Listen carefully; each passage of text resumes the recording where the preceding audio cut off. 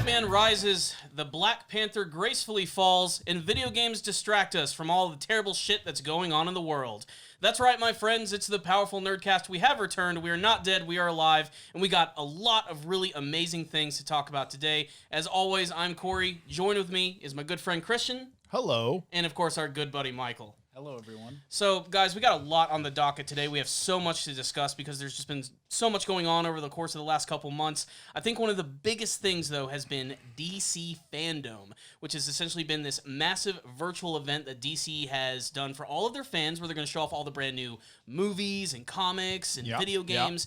And there were some pretty big reveals. Not only did we get to see some updates on some of their big movies coming out, like Wonder Woman and Suicide Squad, but we got our very first look at Matt Reeves The Batman. And I think we just want to go ahead and start with that. We're a little tardy to the party. Everybody has done their reactions already and given their thoughts about this brand new Robert Pattinson Batman vehicle.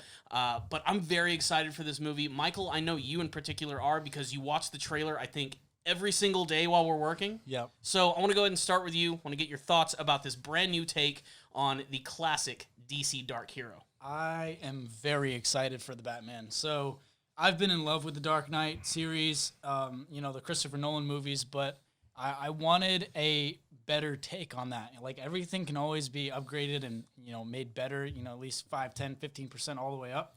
But I'm so excited for this one because we finally get to see that edgy, like, super dramatic comic book version of Batman. Like, out of all the ones that we've ever seen, George Clooney, Michael Keaton, they haven't been the ideal, perfect vision, in my eyes. Like, Michael Keaton was, by far the best Batman that I've seen.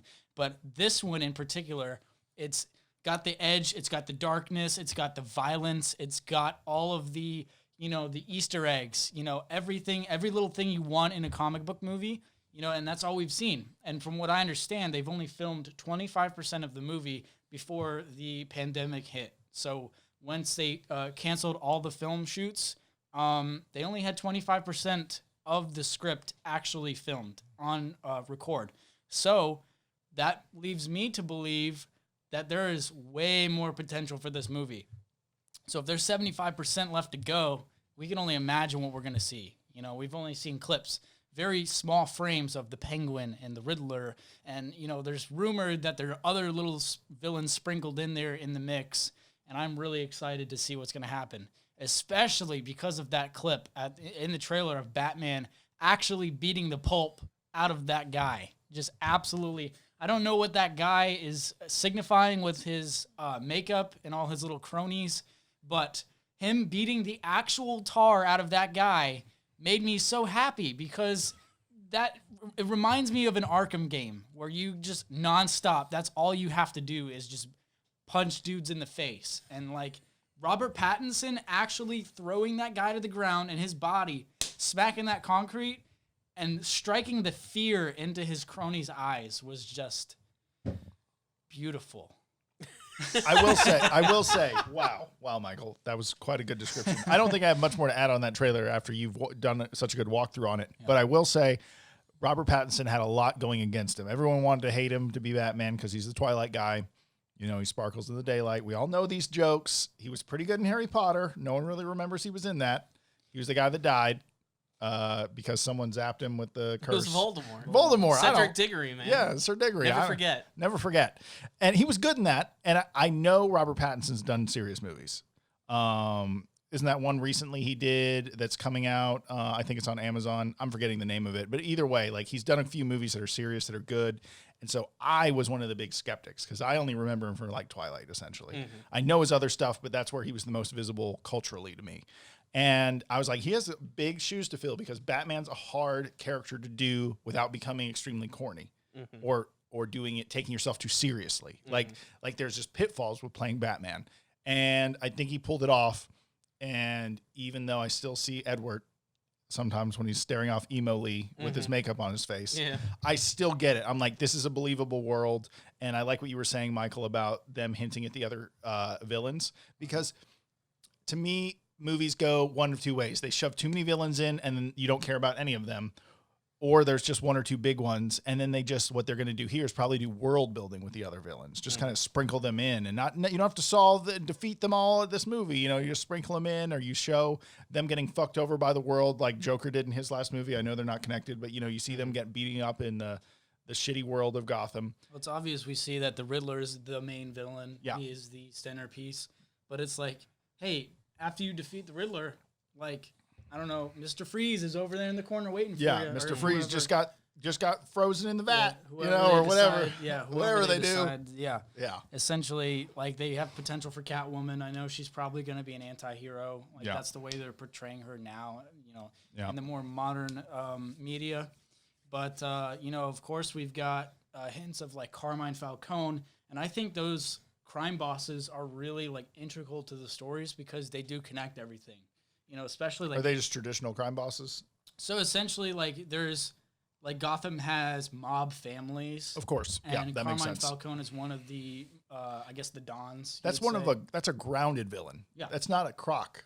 No. Croc face or whatever his name is. Killer Croc? Killer Croc. Yeah. That's like a dude that's a mob boss. That's more connected to reality, which I think they're going for in this But movie. essentially, those mob bosses connect all of the bigger villains. Like, there's some connection between Carmine Falcone and, let's say the Joker, because there's been iterations of the Joker that have been gangster-like. Like Yes. Jack Nicholson's Joker. Yeah. He was Yeah. a gangster, like, no doubt. Animated Batman series. Yeah. Joker was kind of a gangster. Speaking of Carmine Falcone, did you know that he's going to be played by John Turturro? Yes. Yes. I did I didn't know Jesus that. is going to be playing Carmine Falcone. Oh, really? Well, I'm glad he's Or getting the work. Jesus, if you want to get technical here. The Jesus. Yeah, exactly. Oh, I thought you meant the guy in Passion of the Christ. No. Jim Caviezel. Jim Caviezel. is Carmine Falcone. But yeah, I think overall, Robert Pattinson as Batman, I was skeptical like I always am. And, this is typical for when these Batman movies come out. He's not the first person to play Batman. I mean, back in the day when Michael Keaton was cast, people were really skeptical about how he could, I remember pull people that being role. mad that he was wearing jeans. Yeah. Do you remember that? Yeah. That was like the stupidest controversy. Like, he's wearing jeans in the Batcave. Like, the dude just wants to be comfortable while he's investigating crimes, man. It's not a big deal. And Michael Keaton, I think, pulled off that role quite well. Yeah. And I'm going to have a lot of faith in Robert Pattinson. I still think he's a little small, in my opinion. I think he looks more like a teenage Batman. But that doesn't necessarily bother me, and the main reason for that is because I'm sort of treating these various Batman movies kind of like alternate takes like you always see in the comic books. There's always all these parallel worlds and different dimensions and these various different versions of Batman which vary in design and shape and look. Just like the Spider-Verse. Exactly. Yeah. That's kind of the way that I try to view these movies, because the fact of the matter is, it's never going to be exactly like the comic book. It's always going to be different. And I like the look of Batman in this movie. I also love the fact that almost every live-action iteration of the character has a distinctive look, and it's all about that Batsuit.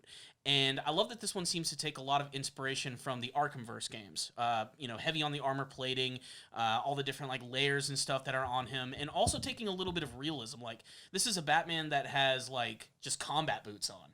Like, there's nothing all that out of the realm of possibility. Even his Batmobile is essentially just a Charger with a jet huge thing. exhaust on the back. Yeah, a From jet what thing. I understand, he's supposed to be in this movie Batman for only like 2 years or something. Yeah, this is year 2. This is year 2 of him being Batman, so he's still probably trying to learn the ropes and get established, because in a lot of the trailer you see that the cops are also shooting at him. So that leaves me to believe like he's gonna have to fight the Riddler and everyone else off while establishing himself with Commissioner Gordon and things like that. And I think this is a pretty good segue into Commish as well, and also bringing up the fact that while he does seem to have a lot of friction with the police, which is pretty typical for the Batman story, one of the big pivotal scenes is the introduction of Batman in the trailer, and he's just sort of casually walking around a crime scene with Commissioner Gordon there. So I'm guessing that Gordon is kind of like the liaison for Batman, the one guy that he can trust, and he's what sort of allows him to be a part of that. And Commissioner Gordon, for the very first time, is going to be played by a person of color, and that's none other than Jeffrey Wright. Jeffrey Wright's a good actor. You might know from a little show called Westworld. Season 1. Not to mention a ton of other things. And he was only in the trailer for a little bit, only had a few small lines of dialogue, but I'm already sold. He already carries the energy of Gordon, and he's got the glasses and mustache, so I'm happy. He looks like a Gordon. Yeah. I'm okay with it. That's what matters to me.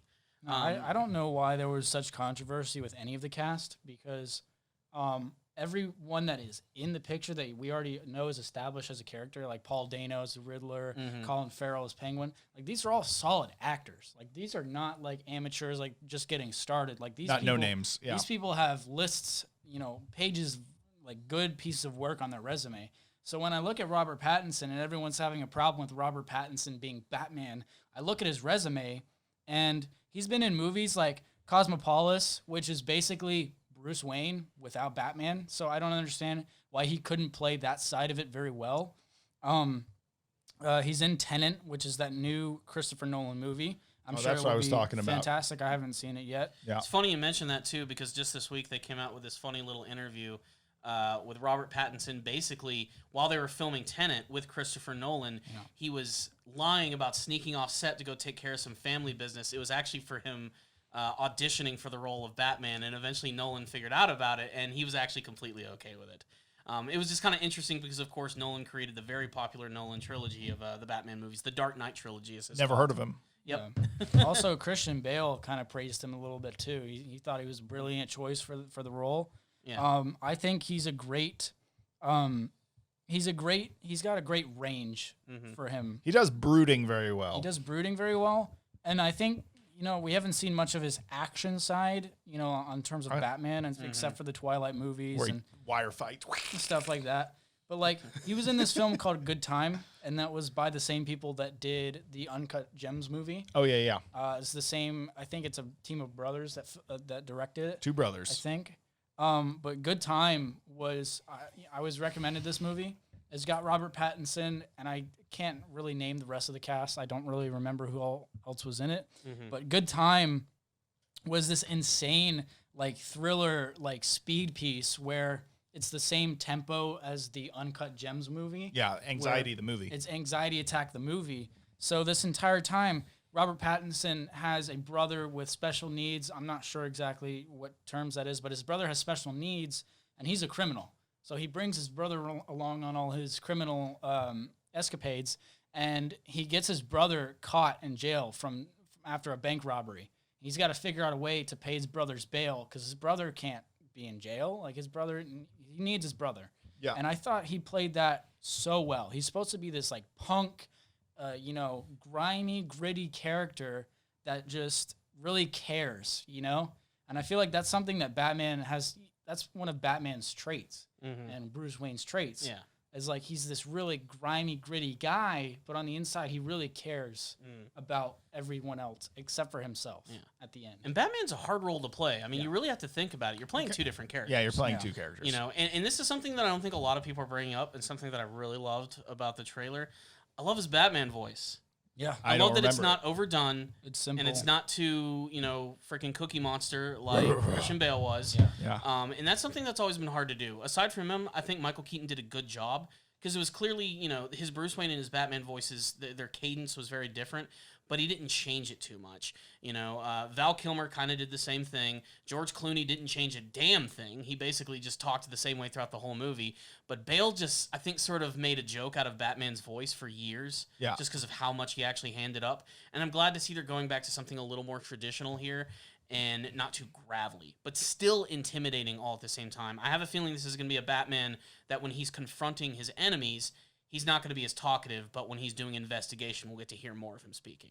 And in a less over-the-top, way of doing it. Going back to the actors again, this is a solid list of people. The only person that I'm a little wary of is Zoe Kravitz as Catwoman.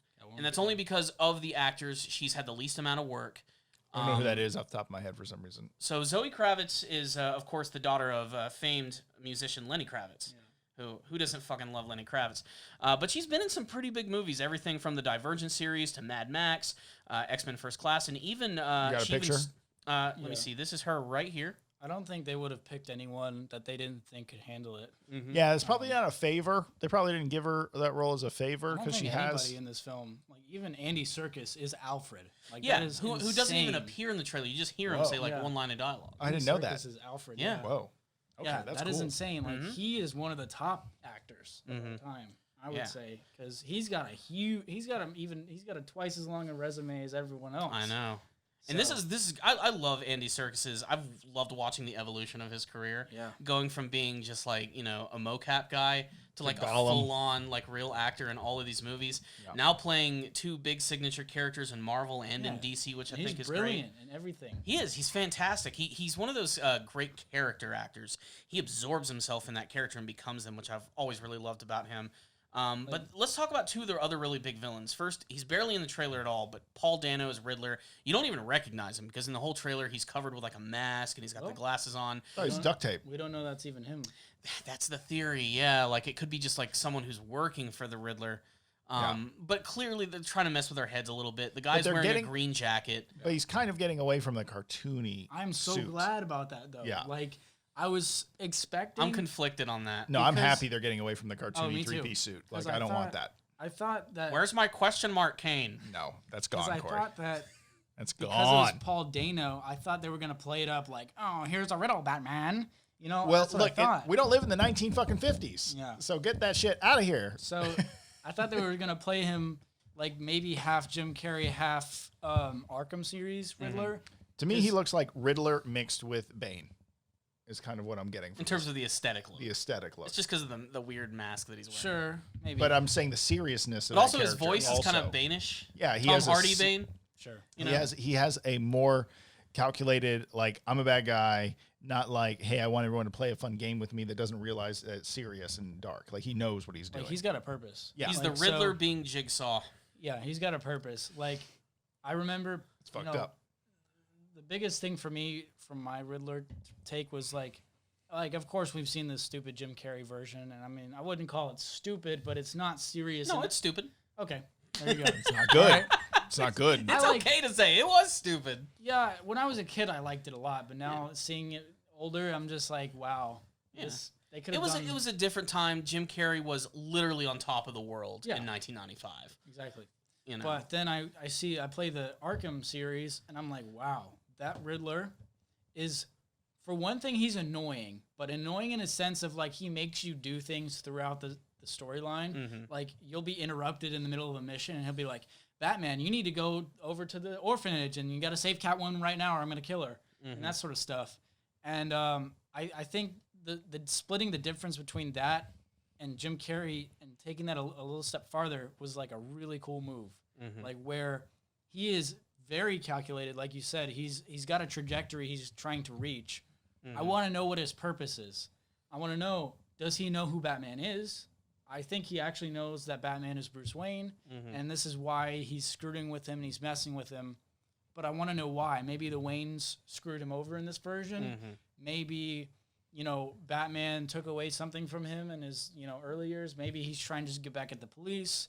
Who knows? But he's writing all these messages and all these cards, and I think that's a really cool aspect of it, that there's Easter eggs, and then now the audience has to figure out these little puzzles as the movie goes along. I think that's really cool. Yeah, they're definitely playing up Batman as a detective. Yeah. This is not Batman as a superhero that busts through windows and then just punches everyone 1,000 times. Now, Like, that being said, he will do those he things. can still cave your face in with a punch. But it's more like you're going along a journey to solve a mystery Yeah. more than it is like where are the bad guys so I can go beat them up at that house. Exactly. Or, Yeah. the Batfleck version where he just shoots people.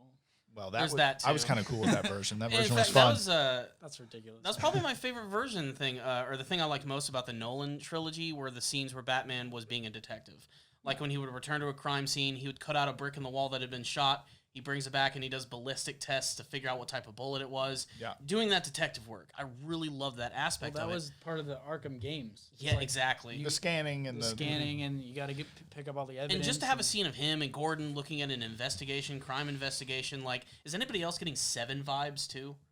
No, I don't get that. What do you mean by that? Like the feel of the movie, it kind of gives me that, like, Brad Pitt, Morgan Freeman kind Oh, of. I have never investigating seen a that crime movie. scene. Now I know what you're talking about. I've never seen So, that. You need to check it out. Yeah. I get those kind of vibes from this whole thing, especially because now the Riddler is being portrayed as a serial killer, and according to Matt Reeves, they're basing him on like the Zodiac killer. That's kind of like the feeling that they're going for it. And that's also kind of a big, it's not to say that the Riddler isn't a dangerous villain.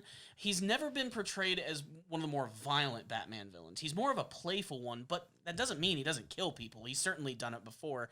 But they're definitely going for a way darker version of that character in this. And I'm excited to see. I'm just, I'm conflicted though. Again, I'm one of those guys, like when I see a superhero movie, I want to see him go all in. I want to see goofy costumes and stuff. Like, we have Batman in his costume.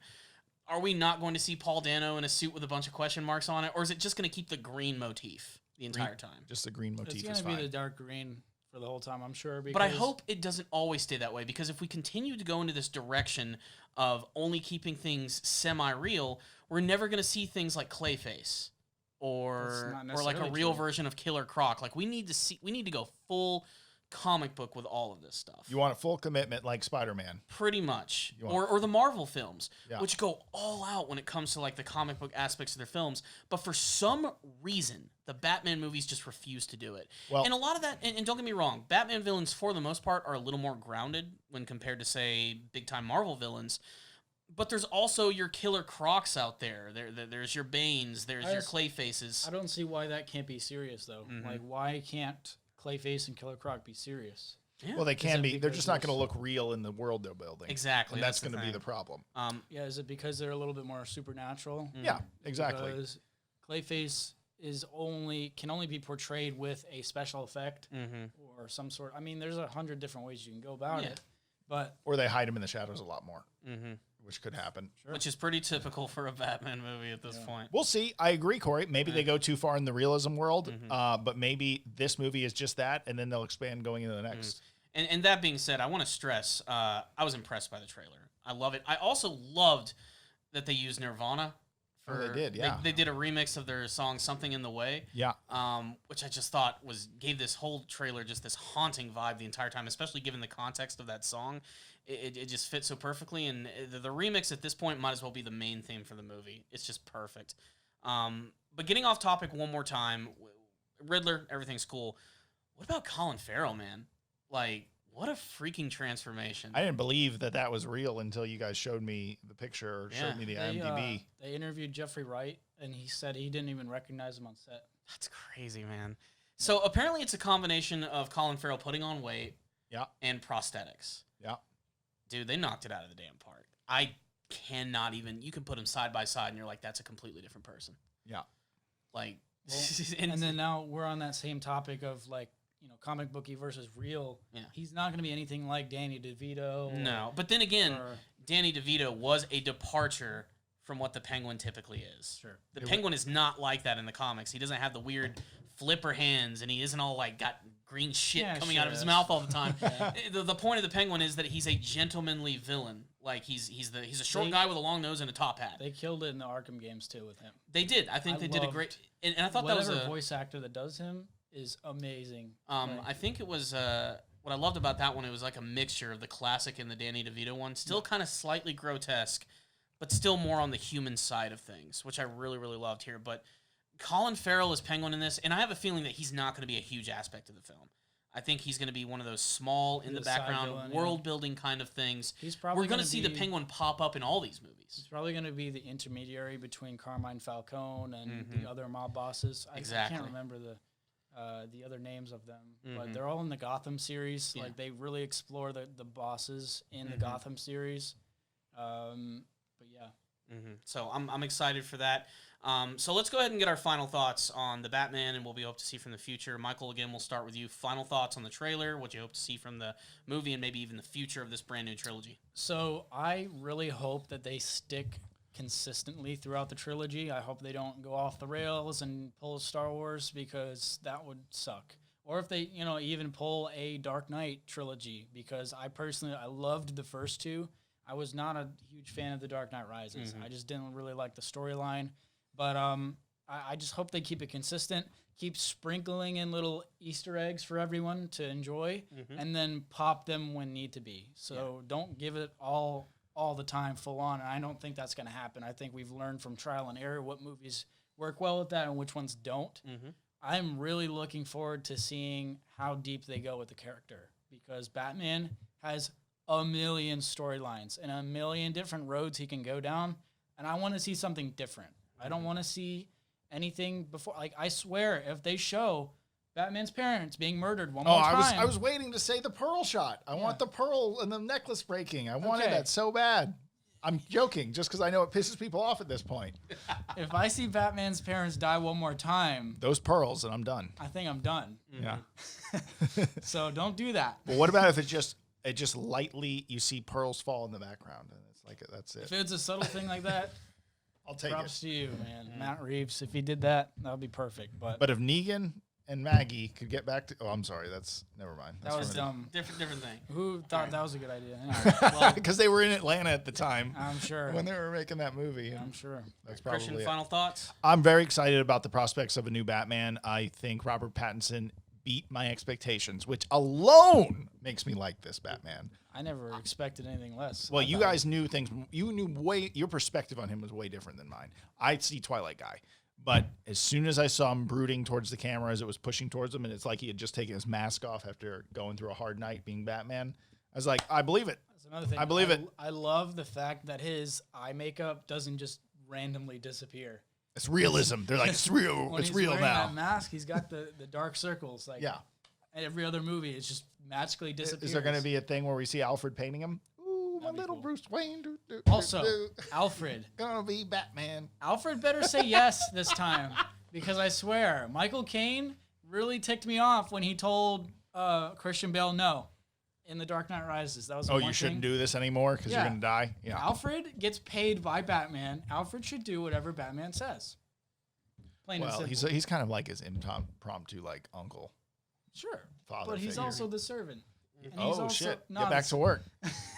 He's the butler. He is Batman's assistant because we don't know if Robin or anyone else is going to show up. He is his loyal follower. Yeah. I get what you're saying. He is his Igor Yeah, to exactly. his Frankenstein. He needs But in my somebody. mind, even in the comics and every other iteration, in the back of Alfred's mind constantly is that while I will support Batman what he's doing, I care about him I endlessly. really hope that eventually he'll stop this. But Yeah. at least he doesn't turn his back and say no.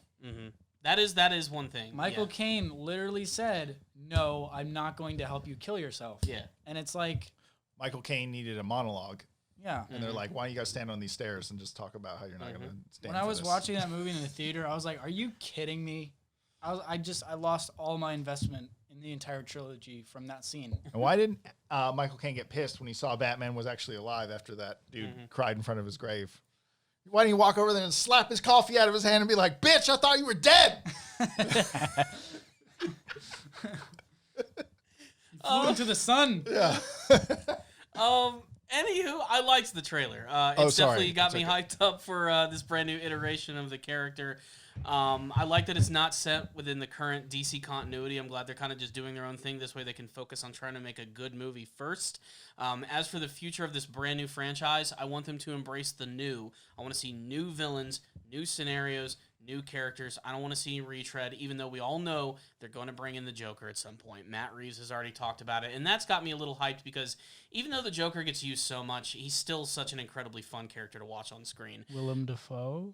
It's possible. It would be good. We've seen that video where they did all the crazy makeup on him, and it looks fantastic. But again, I want to go into the realm of craziness. I want to see, Court of Owls. I want to see Clayface. I want to see a proper version of Killer Croc. Maybe even try Bane one more time. What about Ra's al Ghul that's Asian? Yeah.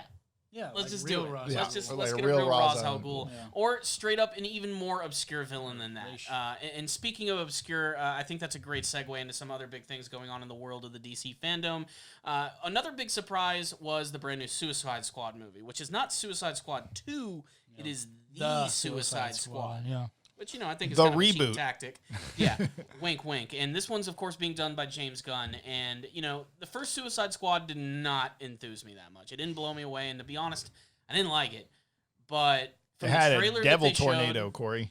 say what? It had a devil tornado in that movie or some shit. God, the sky beams The sky- that were in every superhero movie for a couple of years in the final act of every movie. No. Yeah. This one's being done by James Gunn, and you can tell. One, there's quality to it. He has passion. He has passion. You can see that in the characters, and The Suicide Squad is embracing the silliness of comic book costumes, which I really love. They're just going full in on it. And they didn't release like a real trailer, but it was more of like a behind the scenes and showing where they are and making the movie. And it looks epic. Like, it does. It looks great, you know. Yeah. And they're even bringing in some really great actors for some of these characters and some really popular DC characters that have blown up over the course of the last couple of years. Polka Dot Man, King Shark, who is in everything now. Yeah. What about that hot dog villain? The hot dog villain? Yeah, you don't know that one in Batman? There's the Condiment Man. I don't think they're bringing in the Condiment King. Condiment King, yeah. I would love to see them try it, though.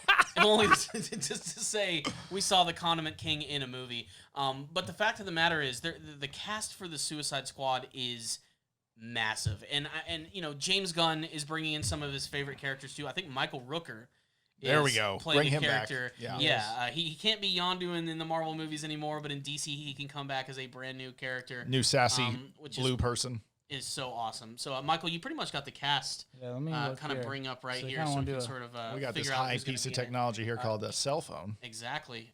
Idris Elba is going to be coming in. Taika Waititi is doing some sort of voice, but we don't know yet. He's a great character actor, though. I don't mind if he plays rock people or vampires or whatever. The current theory is that Taika is going to be the main villain of the movie, but we don't know who that villain is going to be. Harley Quinn, Rick Flag, Soul Soria, Polka Dot Man, Bloodsport, Mongol, Blackguard, Captain Boomerang. I don't know who TDK is. Javelin. Torture, death, kill, something. What's that stand for? I don't know. Javelin, Weasel, Amanda Waller's in it again. Peacemaker, Savant, Ratcatcher, Amelia Harcourt, King Shark, The Thinker, and then a bunch of holy moly, they're just shoving too many people. Yeah, they're going crazy. But what I love about this one too is Condiment that they're sort of they're not subtly saying that this is a reboot, but it might as well be. It's its own separate story. It's not like a direct. It's bringing back some of the last one. But it's where's Will back, Smith? He's gone. He's busy. Yeah, he's busy. He's busy dealing with his current divorce, and shit, son. So you pretty much got Margot Robbie, Rick Flag's character, and Amanda Waller, and I think that's it. That's all that's returned. Oh, Captain Boomerang. Is also going to be returning. So. I'm glad Margot Robbie is getting back in this as Harley Quinn in a series that wins, because I know she tried to go off on her own and it didn't really work out so well. But I don't necessarily believe her Harley Quinn is bad. No. I just want it to play in a universe that's interesting. Yeah. So I'm glad she's getting another shot at it. But this is probably it. If you don't make her interesting now and work in this movie, I don't care about that character. Is this one connected to Birds of Prey? That's the thing that's really confusing. Let's say yes, I'm but no. assuming it's set in the same universe. Because at this point, she's played Harley Quinn like 4 times. Yeah. No, oh yeah, the Joker. I guess she played her in the very first Suicide Squad. Yeah. Then she played her in Birds of Prey. And I guess this is technically the third time. Yeah. So it'll be the Suicide Squad. Because wasn't she in Suicide Squad? She wasn't in Batman vs. Superman at all? Nope. No. Birds of Prey. Yeah. And now this new movie. Okay, so I guess 3 times. Yeah. Okay. So yeah, there it is. But it's like you said, I agree. I don't think she's technically bad as Harley Quinn. Oh yeah, they announced that. Yeah, freaking the new Black Adam. Black Adam, yeah. But I'm excited for this. But the fact of the matter is, we still know very little about the movie. It was mostly just a bunch of behind the scenes stuff, and I love that they're going really practical with a lot of the effects now too. In terms of pyrotechnics, explosions, all that stuff. There's a bunch of water scenes, like beachhead scenes and stuff like that. And looking at James Gunn on set, like, you could tell he's having so much fun. Yeah, he was saying this is the most epic movie he's made to date. Well, I believe it's going to be good because James Gunn really makes great large cast adventure movies. Yeah. Like if you were to call, the Guardian movies that, it's these large casts of all these different characters that complement and play off of each other really well, and they go on a fun adventure.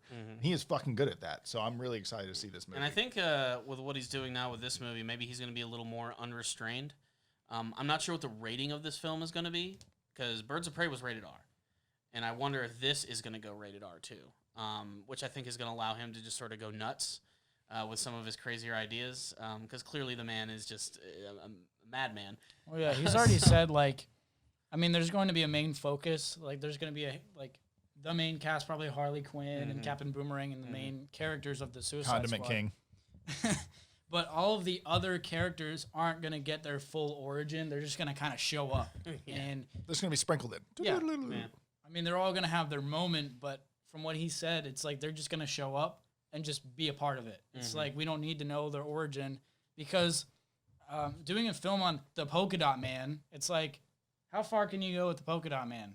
He's a Polka Dot Man. He puts on a polka dot suit and he can throw the dots and they turn into weapons or something, right?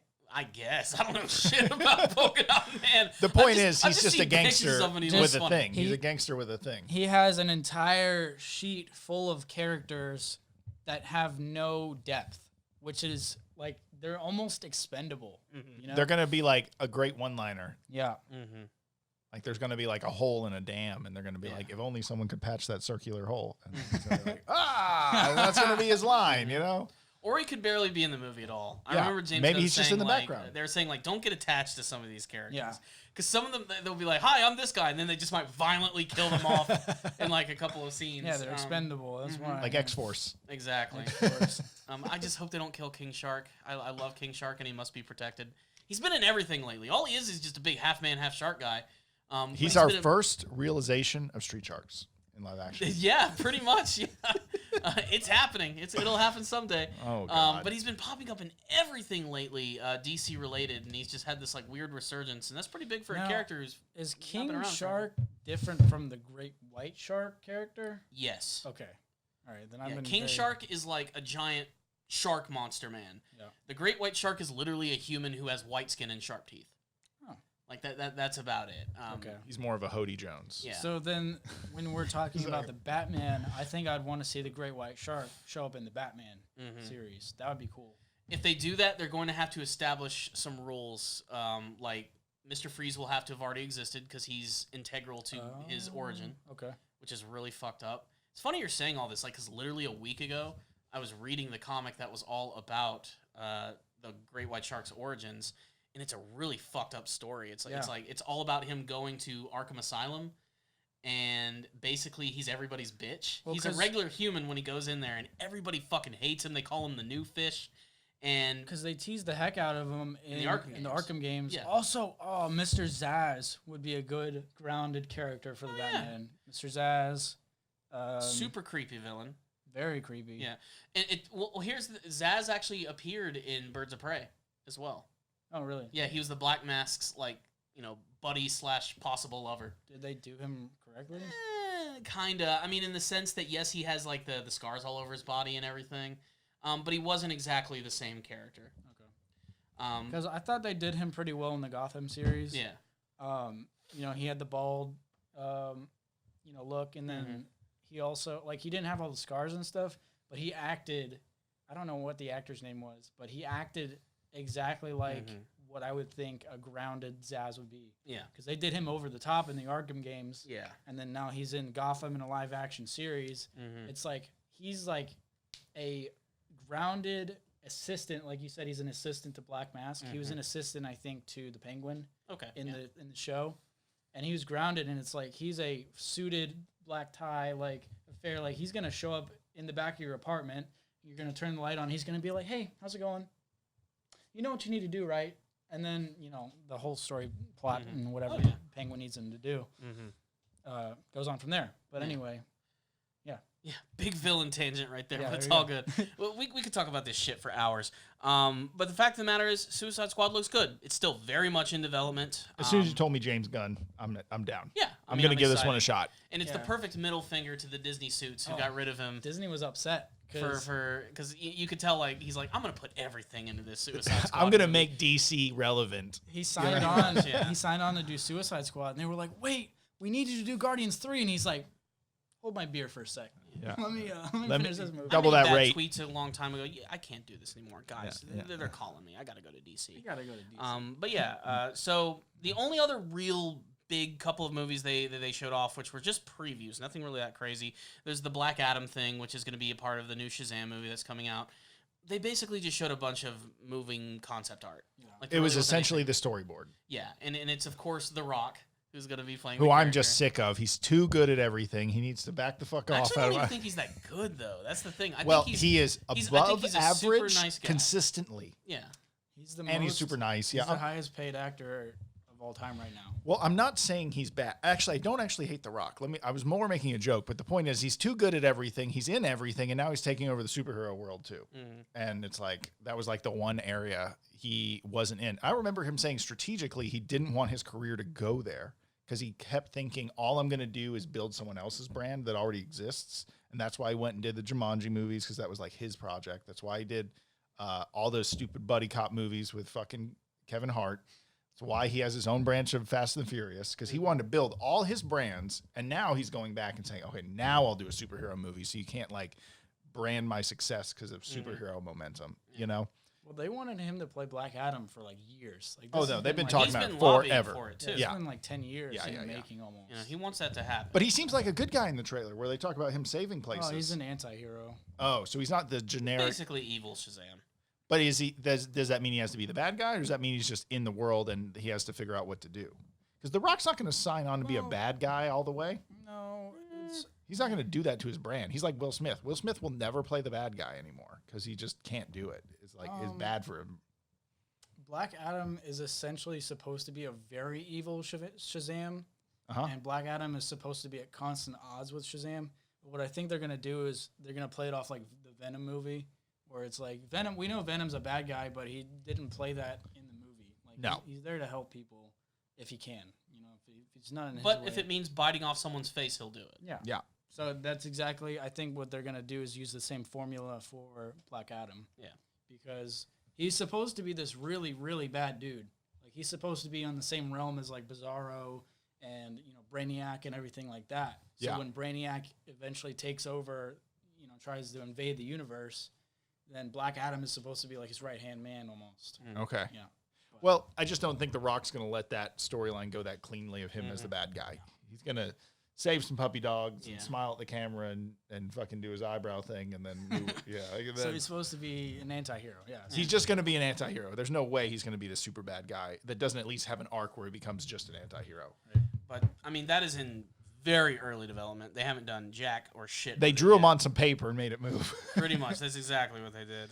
But the last big movie trailer, and the one that I'm struggling to find myself to care about, and it's not that I hate the character, I just not that excited for it, is Wonder Woman 88 or 84. I just thought that movie came out already, and it just won't, it's just been, won't come it's out. been pushed back so much, but believe it or not, it's coming out in theaters in like a month.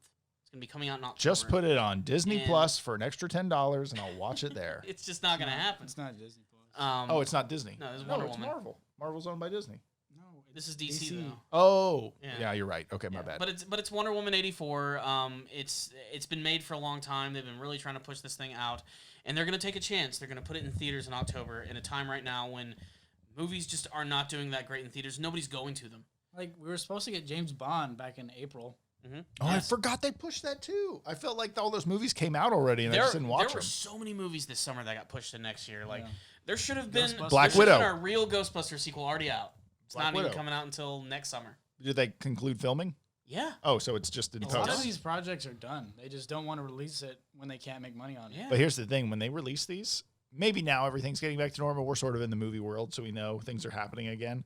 But like, if they were to have released these all over summer, they would be fucked because there'd be like nothing behind them. So they're really trying to make sure they come out. This is my strategic thinking. They're like, okay, they'll come out, but we have to have another movie 3 to 6 months out right behind it. There's been a lot of movies that have like, I don't remember which one it was, but they went directly to digital. Trolls. That one. Yeah, And that one blew up. They got in big trouble with Regal Cinemas. Yeah, Regal. somebody. Yeah, they don't ever want AMC. to pick up.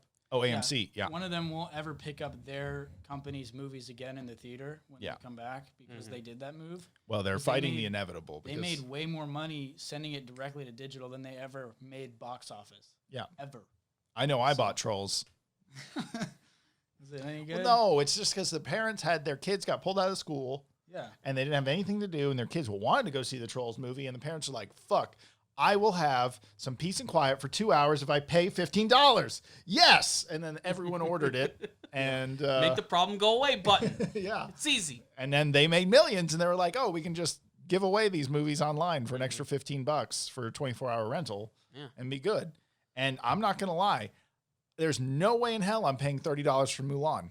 Okay? Fuck that. Especially you with guys. no Mushu. No Mushu. the hell? No. They're only using the songs in the background. Then there's no singing. There's no let's get down to business. No singing, no mushu, no money. Yeah, it's not going to happen. And also, guys. I pay $10. Is it $10 a month for Disney Plus? Yeah, I pay $10 a month. actually cheaper. It's like $7. Either the point is, I pay you already. You're getting my money. Like, just if you don't want, I just don't want to pay $30, man. No. That seems too much. Yeah. Like $30 seems too much. That can't be the future of movies. Is that $30 like, and then you get to watch it whenever you want now? Or That's a good question. I don't know either Yeah. though. Fuck it, because I know it's going to be free in December. They also simultaneously release the free date where it comes out free. So it's like I can wait. yeah. Yeah. We don't have kids, so we're lucky. We don't have some weird like pressure. Like Daddy, let's see the movie. Like, Yeah, right yeah. now kind of thing. Yeah. So, but that's but for I don't people know with if kids, I it's probably a like- struggle. I don't like the whole pay extra for the service you're already paying for Mm-hmm. to give you the movie. It's different for Amazon because you're getting Amazon Video with your Prime subscription. You get a lot with that already. Yeah. So if Amazon wants to charge me a rental fee for a movie that just came out, I Mm-hmm. kind of don't mind. Netflix refuses to do that. They will not mess with their business model. No. They're like, just pay us the $7 or the $10 a month, and we'll never ask anything else. Mm-hmm. But they don't get premiere content because of that. no, I'm having a bad time with Netflix because of the stuff that I want to watch is gone by the time I want to, I go to get to actually watch it. Yeah. So Thank God The Office is still on there, though. it's not going to be for much longer. I know. I watch But- The Office so often. I hate when they do that for certain movies too. Like a movie will be here, it's like it's only here for like a month or 2 months, And then I don't have time to watch and it. I don't have time to watch it. I got this whole backlog of other stuff. And then this By time, the time I'm like, all right, and it's gone. and it's gone. yeah, it's And also, annoying they as don't hell. really tell you when the shows are leaving. They're just gone one day. You have to like look it up online. Yeah, you have to look it up Yeah. online. It's like I was really excited that all the Jurassic Park movies are now on Netflix because me and my girlfriend are planning on having like a Jurassic Park-a-thon, and then I just found out that they're going to be leaving like next month. So we just fucking went to Walmart and bought the whole Blu-ray collection for $20, so just to ensure that we're going to be able to have that marathon. And it's like, damn it, Yeah, I don't understand. It's like once they put a movie on Netflix, I know there's like contracts and disputes of the charges, but it's Yeah. like once they put something on there, it shouldn't ever leave. Like, isn't that what we're paying for? We pay that per month. Yeah, why is fee. it some weird Why on is and it going? weird on and just off buy the contract? license. Because what I think they're doing is they're trying to save money by buying this contract for this month, and then if they let this one go, they get their money back on this one, and then they invest in another. I don't know how Netflix works. I just know that a lot of companies didn't take them very seriously in the beginning. Like why The Office is there because they bought a 10-year or whatever, and it built Netflix's brand, right? By buying that temporary offerings to those pieces of content. Everyone loves The Office. They all signed up for Netflix. And now that Netflix is about to lose some of the standard stuff, if you think I'm going to go sign up for ABC's streaming service for The Office, you got to be fucking crazy. Just renegotiate the deal with Netflix, you know? Because like all the Netflix originals, of course, aren't ever going to leave Yeah, Netflix 'cause they're originals. They own those pieces Stranger of content. Things, Yeah. all that stuff, Tiger King, whatever you want to watch, Yeah, all that and crazy then shit. like that's with any other like brand of this model of this brand. So like Hulu and HBO Max and stuff like that. So like the biggest thing is like South Park moved from Hulu to HBO Max. So now you can't watch South Park unless if you subscribe to HBO Max. You just got to pay $200 a month and subscribe to You everything get everything you want. Right. forever until they invent a new one that you have to buy. And you also have to buy cable. So you buy, Comcast and all of that stuff. You can link it all together for It's $400 cheaper, a month. maybe. Yeah. So Wonder Woman is so uninteresting that we went We off on did- a complete and total tangent instead Look. of talking about it. But hey, Kristen Wiig is a giant cheetah woman, so that's kind of cool, right? She's got the new armor, I've the wing armor. not even seen the trailer. Yeah, basically, I don't have much to say. I just wanted to talk about it because DC FanDome happened. But we can go ahead and move on. You know, For that actually reminds me of something. I love that all these companies are doing these like live events. Yeah. Instead of like having in-person events, Well, it they feels didn't like have live Comic-Con events. or anything this year. Yeah, The Disney D23 what didn't happen, and Nvidia just had a live event to let everyone know about their brand new graphics cards because the 3000 series is coming out. I know couldn't that's do E3 this year. Yeah. So like So like Sony did their big thing. Microsoft disappointed everyone. Nintendo's continuing to confuse everyone. well, I'm just saying, if every company was forced to do a live event every 3 months, that'd be pretty cool. Yeah, it would be. You know, and it would keep it interesting. it Maybe would, invoke new business. Mm-hmm. keep us knowing what's going on. People would want to be more interested. Like people would be more interested. I just think these brands are going to do better because they're going to find their little audience. Like people that care about graphics cards, watch the Nvidia one today, like I did. You know, like people that care about Nintendo, you don't miss a Nintendo Direct. Never. Yeah, I Never. watched the Avengers direct, and I was very disappointed. Oh, really? Because it was supposed to be an hour-long war table event, Mhm. but they left their countdown timer on there for 30, 45 minutes, and then the whole thing was only 15 minutes, Mhm. talking about a new character that they're adding. Wait, so they fucked up and never switched to the event and just left No, the they countdown didn't. timer up? They didn't mess up. They sort of played with the expectations. Of They the viewers played a little with bit. like, oh, we're gonna have another live stream. It's going to be an hour, but they But, only oh, included they 15 minutes worth of Oh, content. and 45-minute a countdown clock. Yeah. Oh, that's fucked up. Yeah. Don't do that, guys. But overall, I love live events. I'm yeah. all about it now. I think it's cool. You know, and I think that's a pretty decent segue too, because we did want to talk about some big games that are going to be coming out. Maybe ones that we're playing, ones we're looking forward to. Big games. And DC FanDome did, of course, announce a couple of games as well. One of which was just a full cinematic, and we'll only talk about it very briefly. And that's the Suicide Squad game, Kill the Justice League, which is the sequel to the Arkham games, or at least it's set within the Arkham universe. This was a little confusing at first because there are some continuity errors, but it's just basically a big cinematic trailer. Harley Quinn, Captain Boomerang, Deadshot, King Shark, as they're teaming up, and they have to kill the Justice League, and that includes characters like Superman and Martian Manhunter and Wonder Woman and all those other characters. And it was okay. Like I said, it was a cinematic trailer, so it didn't show me anything about the gameplay, but it's being made by Rocksteady, and this time they're calling it a team-based third-person shooter, which has me a little worried, but... Wasn't that other game like that's- that, Recon or something? There was that turn-based game where you move your dudes around and then could shoot like No, worms. that's or not- Oh, rabbits. no, that's something else no. entirely. Okay. That's not what's going to be. It's basically the format of every game coming out this coming year. Pretty much, yeah. So Team-based. Avengers and Gotham Knights and Mhm. stuff like that. It's Yeah. all the same format. Yeah. It's basically the Destiny format where you can play co-op with your friends with just And everyone has their strength and weakness to help branded with. skins. Yeah, Yeah, you got to level up exactly. all your armor and stuff and whatever. Again, no gameplay, strictly just cinematics, and Yeah. of course they look great. I mean, it's something that they always excel at. But I don't know what to say about it else. Aside from I'm that. really not excited because I I haven't watched this, so I don't know. I Okay. thought the cinematic was fine. I can understand what they were trying to explain, but I don't like the fact that this is the new Arkham game. I thought we were going to get another continuation of the Arkham series, or we were going to get a Superman trilogy. Because that's what they originally were talking about at Rocksteady, was doing a Superman trilogy. There's no good Superman games. There's not. No? Oh. They were going to do that after the Batman Superman trilogy. 64. Oh, God. Anyway. Good luck getting through the first level on that one. After Arkham Knight was done, they were gonna do Superman, whatever trilogy. Yeah. And that would have been cool, but I guess they couldn't figure that out. So they're hybriding it with a Suicide Squad, team-based, co-op. Now you have to kill Superman. I don't like that at all. I really don't like the concept because Superman. It's super cool. All Superman has to do is look at you, and you're dead. Yeah, you can what's the point? He evaporate your... straight up like fries a guy in the trailer Yeah. too. Like, and Who do we have to kill? Just watch The Boys and watch what Homelander does to human beings all the time. Okay, it's fucked up. Pretty much. So if Superman is this evil, he's an evil guy now, and you gotta take Superman down, like the freaking Better bring some green Injustice rocks. games. Yeah, that's what it reminded me I of. the hated the Injustice story of storyline. Injustice. I really didn't like that. Why does everyone have to fight Superman now? Why can't we fight the bad guys like we're supposed to? It is what it is. So now the Suicide Squad, the entire plot is them going to be acquiring a piece of kryptonite to kill Superman. Yeah. Sounds cool. basically. Yeah. There you go. But it's also the other Justice League members, so they're going to focus on them as well. But again, Wow, we didn't see any of that. we didn't see any of that. It's all cinematic. They're basically just saying, hey, we're making the game, get excited, blah, blah, blah, blah, blah. One game, however, that we did actually get to see gameplay for, and I believe it's alpha stage, was Gotham Knights, Oh, yeah. which is not a sequel to the Arkham games. It's its very own thing, but it seems to take a lot of inspiration from the Arkham Right, games. 'cause- But now you get to play as basically all of Batman's kids. Yeah, it's the Goddamn, no. equivalent. No, like, did you watch the trailer? No, I haven't Okay. seen these. Okay. So it's the equivalent of Arkham Origins. It's the same company, WB Montreal. Yeah. So basically, they're doing the same format as, I guess, the Suicide Squad game and the Avengers game, where you get to play as 4 different characters. And I'm sure they'll probably add more. But, there's Batwoman or Batgirl.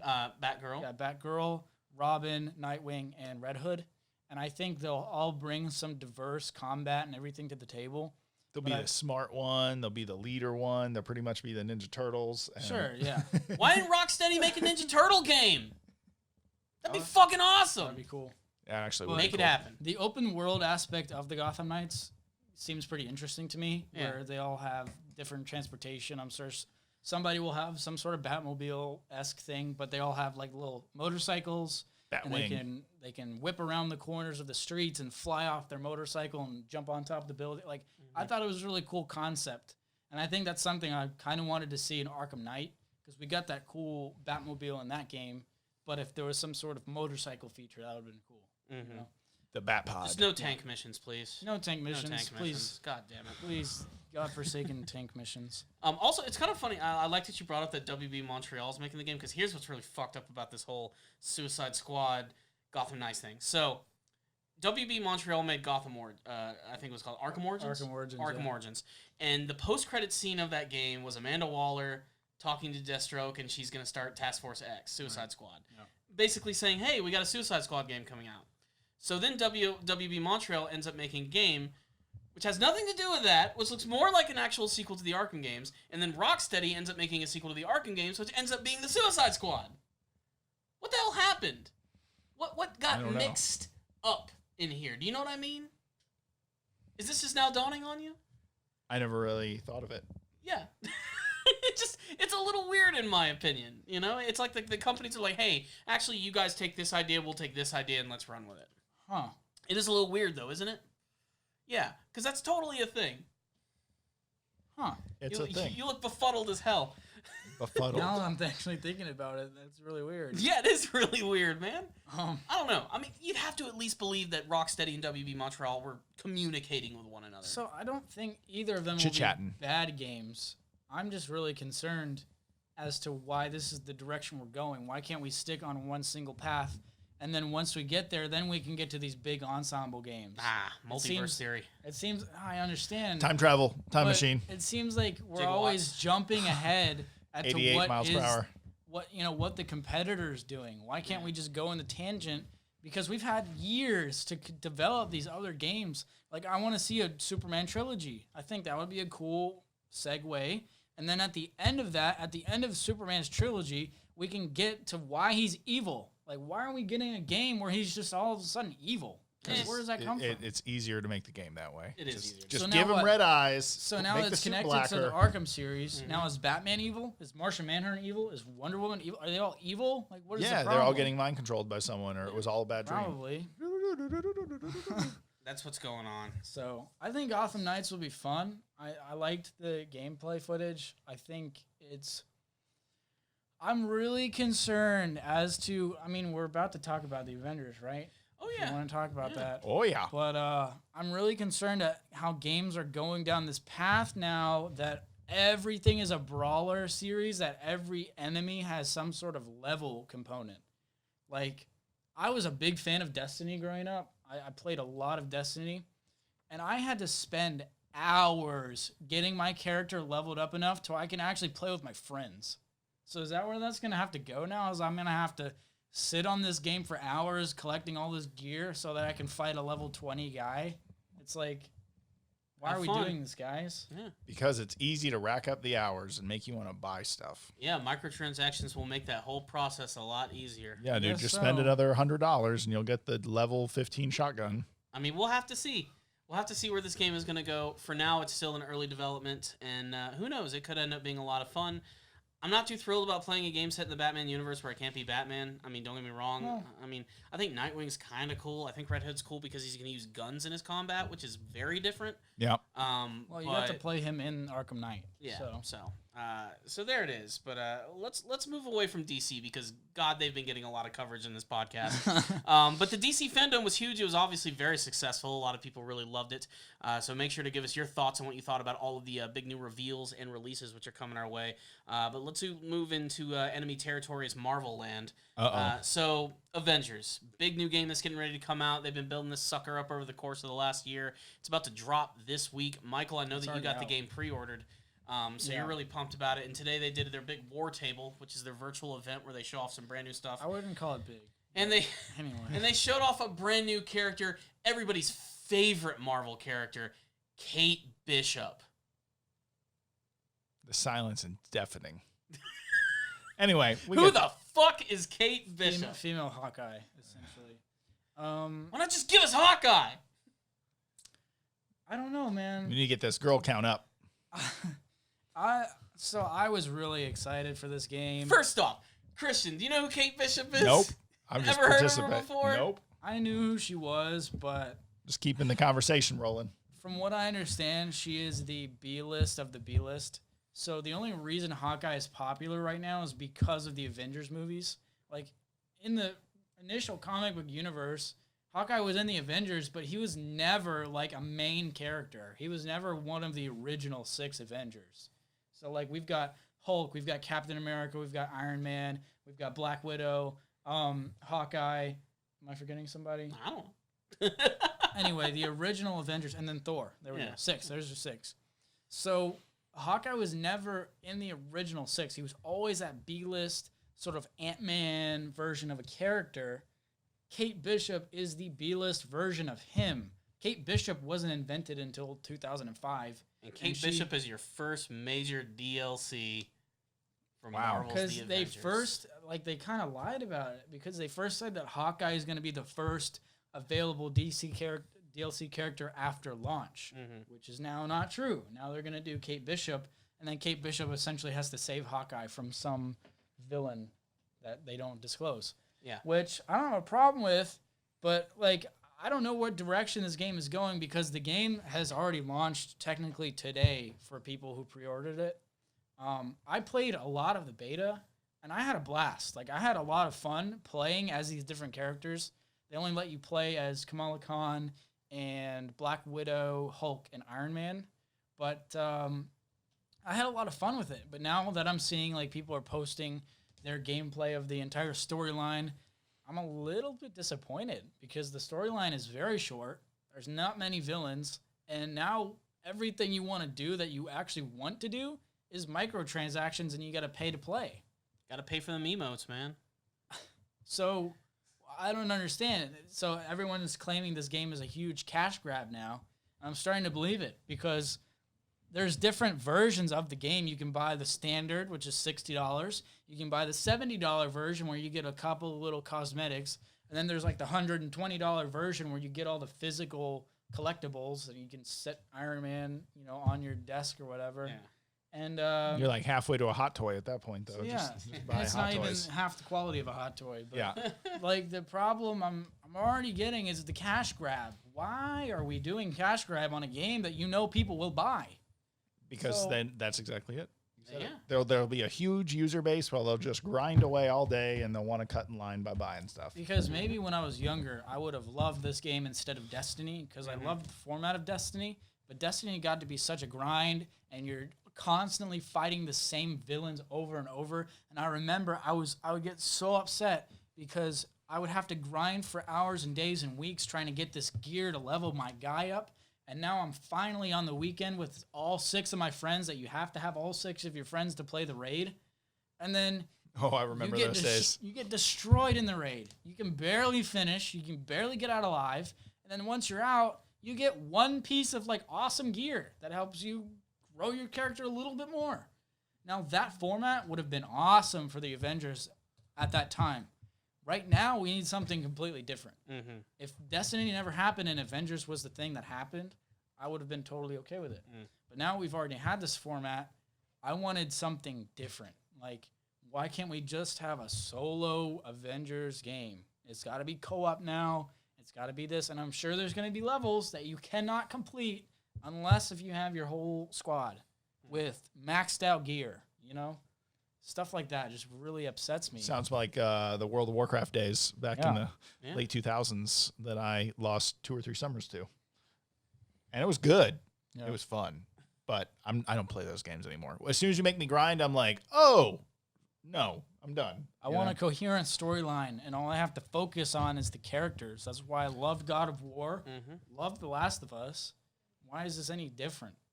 Why are we Play Turtles in Time. It's a great game. It's a great game. Play that Yeah, shit. that's a co-op experience. I want to get no invested grinding. in the characters, and I know we've already been invested in these characters since the MCU happened, But now we finally got this cool game, and the combat is actually pretty good for the most part for most of these characters. Like they gave you a snippet of like Thor and Captain America, and I loved playing as Thor because you get to whip that hammer around and call it back whenever you want. Iron Man is pretty fun to play. Hulk's he's a little muted. I mean, I think he could be a lot bigger and a lot, he could have a lot better combat moves. You could smash more. I mean, yeah, he just seems like the Hulk is supposed to be this awesome, powerful character, and he's kind of on the same level as like Black Widow, and it's like.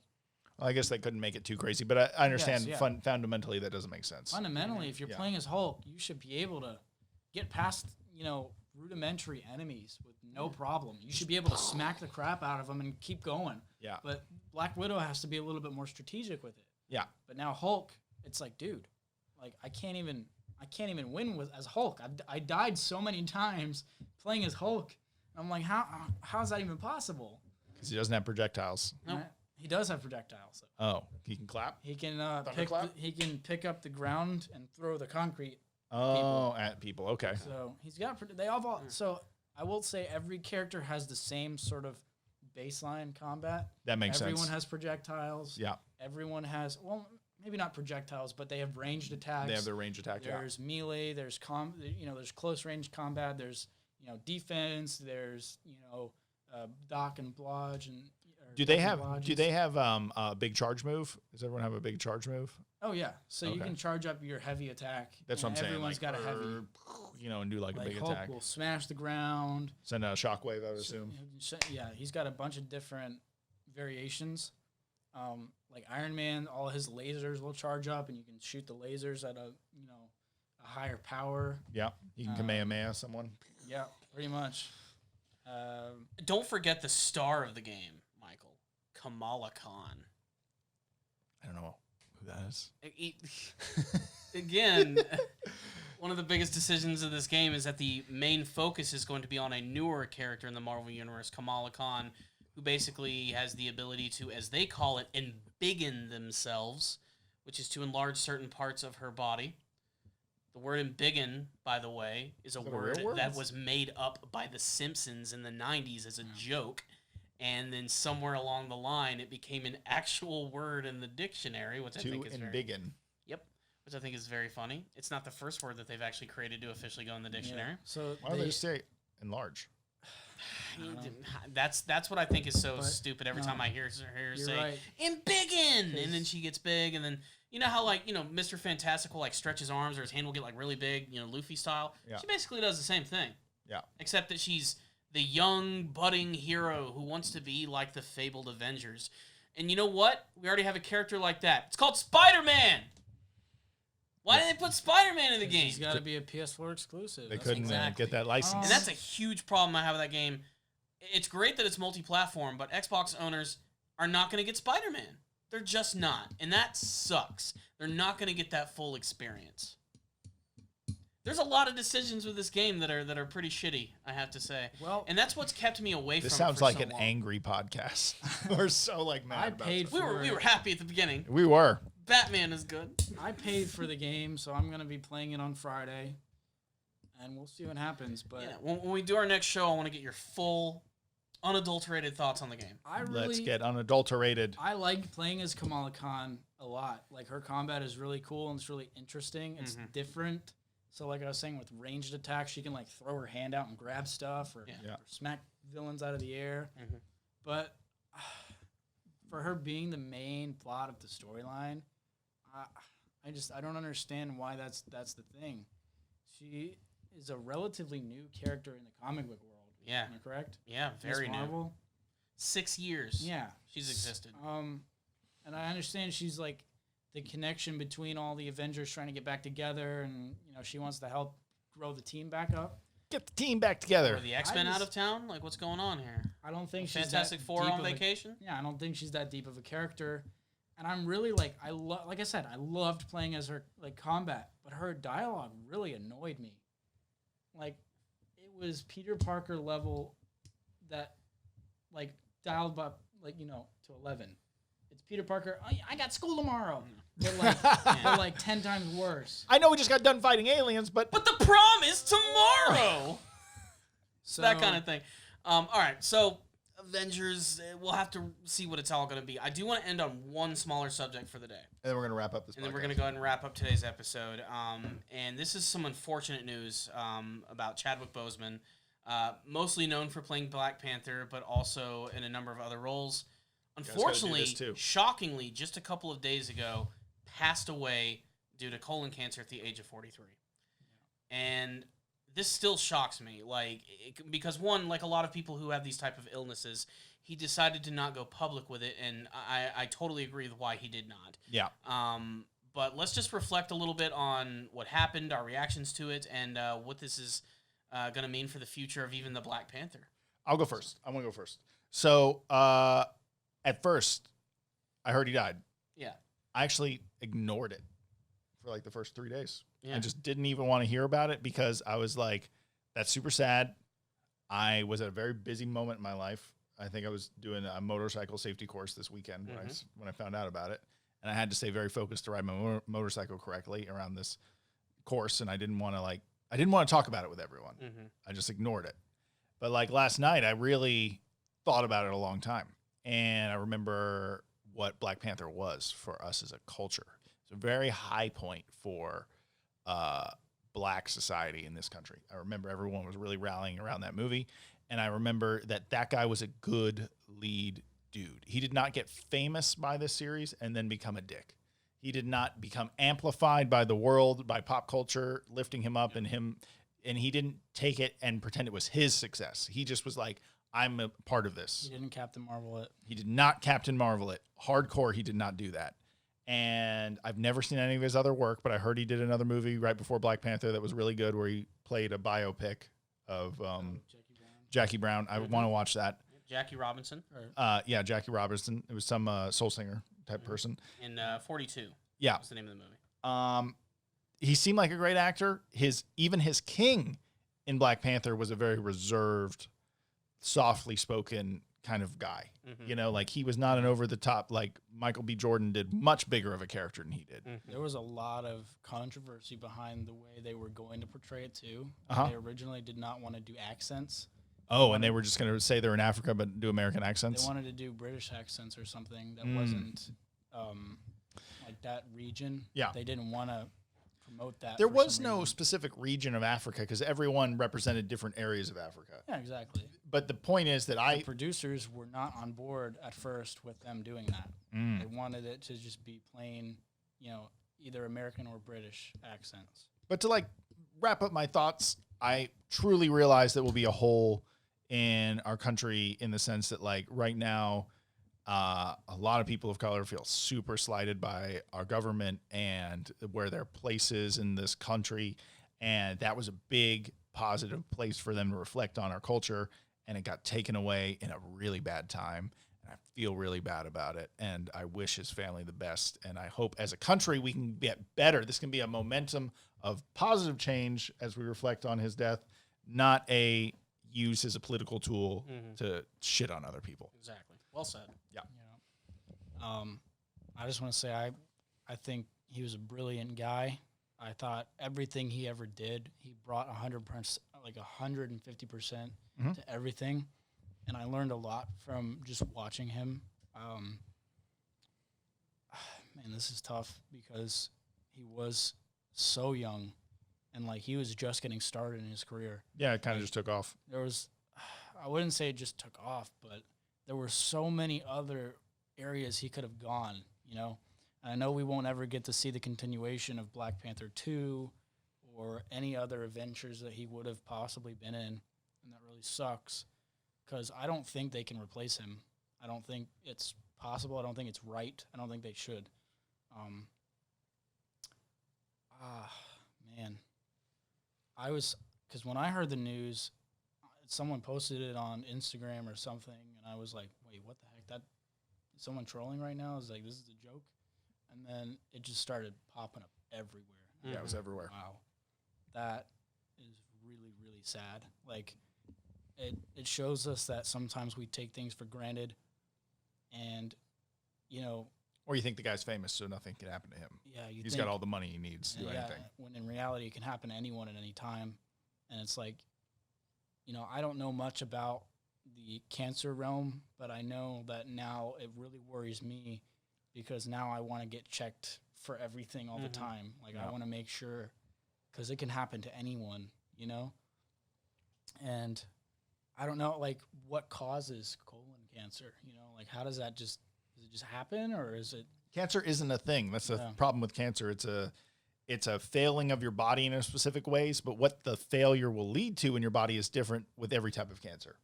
So the cancer cells growing in your heart does a different thing than when they're in your colon or when they're in your lungs or when they're in your brain, because all those failures lead to different things and different medical specialties. That's why you have to go get checked by so many different types of doctors to find out if you have cancer. Yeah.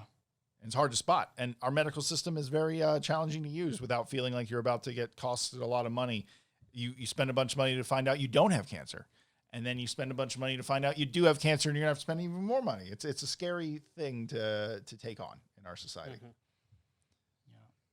So I guess it affected me because it doesn't, and that's with anything right now, especially with this pandemic. It's like, it doesn't matter who you are, what you look like, how old you are, how educated you are, where you've been, where you've gone.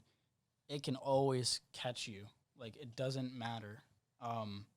It doesn't see any of that. And that's the scariest thing to me is, like, we're all at risk all the time for any of it. And we got to take precautions. And I want to educate myself more on how, cancer is affecting people, and I want to try to help as much as I can. I love to donate and put my time in, volunteer and stuff like that. But it's really sad. Basically, when it comes to Chadwick Boseman, I didn't know him before Black Panther. I wasn't aware of any of his work. But I became really impressed with his character in the MCU. He rose to become one of my absolute favorite characters, if only for how refreshing Black Panther was when compared to some of the other previous Marvel films, and the bravado that he brought to that character and that role, and how he brought this sense of class to that character that didn't exist with any other Marvel character, and it made me appreciate Black Panther a lot more. It made me want to learn a lot more about the character and the world that he came from. And I think what impresses me most about Chadwick Boseman is that he didn't make this, like, about his death. He was diagnosed in 2016, and he didn't go public with it, and he decided to spend his time doing what he loved, which was making films, entertaining people, and overall just being a general good person to people all over the world. And I thought that is something that really needs to be commended, aside from the fact that he simply was just a really good actor and overall good human being. As for the future of Black Panther, I'm not sure if the character needs to be recasted or if they need to go into a different direction with it. With his sister and lover, Exactly. Yeah. I mean, there's a multitude of ways they could go with this, and this is probably going to, change a lot of the future of these films. But it's not going to take away what he's already put in and what is already on film currently. And like I said, the fact that he got diagnosed in 2016, this man made 10 movies over the course of 4 years, pushing himself, doing all of these crazy films. And that is something to be commended. And Christian, I agree with you, too, that the timing of it hurts. Yeah. Because of everything that's currently going on in our country right now. There's no getting around that. And the fact that the 2020 has simply just been rough. It has been very difficult. And it feels like someone that was a light in all of this has been sort of taken away from us. And that really hurts. It's really bad when something like that happens. But again, I think this is a good time of reflection to remember what he did, how he inspired people, and how it basically changed the face of cinema in a way that I think is going in a really good direction and in a natural way. And I really like that. So I liked Chadwick Boseman. I thought he was a class act, and he's with the other Panther Kings in the Plains of Wakanda right now. And that's how we're always going to remember him.